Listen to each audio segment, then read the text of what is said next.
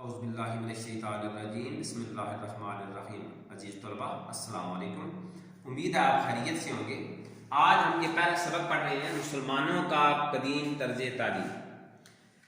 اس سبق کے مصنف ہیں مولانا شبلی نعمانی۔ بنیادی طور پر یہ سبق ایک مضمون ہے۔ شبلی نعمانی 1857 میں پیدا ہوئے اور 1914 میں وفات پائی۔ مولانا شبلی نعمانی اعظم گڑھ کے ایک گاؤں بندول میں پیدا ہوئے۔ والد کا نام شیخ حبیب اللہ تھا۔ ابتدائی تعلیم اعظم گڑھ سے حاصل کرنے کے بعد عربی اور فارسی ادب کی تعلیم کے لیے غازی پور جا کر مولوی محمد فاروق کے شاگرد ہو گئے۔ علی گڑھ کالج کے پروفیسر بھی رہے۔ علی گڑھ کالج سے علیحدگی کے بعد انہوں نے دارالمصنفین کی بنیاد رکھی۔ یہ وہ ادارہ ہے جو اسلام اور اسلامیات کے لیے ممتاز تھا۔ شبلی نعمانی یک وقت شاعر، مورخ، سوانح نگار، انشا پرداز اور مفکر بھی تھے۔ ان کی تحریروں میں روانی اور دلکشی پائی جاتی ہے۔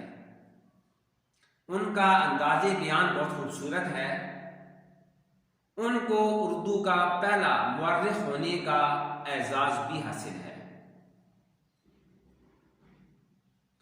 ان کا سب سے بڑا کارنامہ سیرت النبی صلی اللہ علیہ وآلہ وسلم ہے۔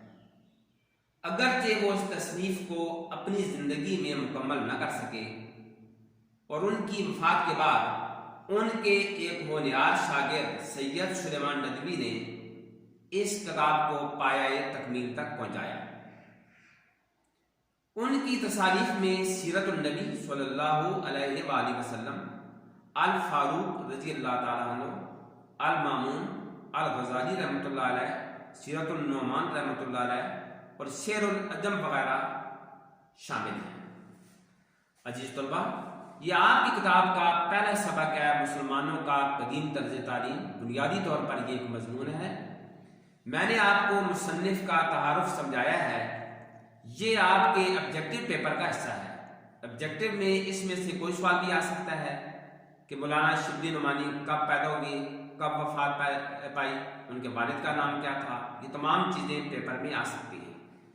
جو کام میں آپ کو بھیج رہا ہوں، آپ نے یہ تمام کام اپنی نیٹ کاپی پر صاف صاف کر کے لوڈ کرنا ہے۔ امید ہے آپ کو سمجھ آ گئی ہوگی۔ اگلے لیکچر تک اجازت دیں۔ اللہ حافظ۔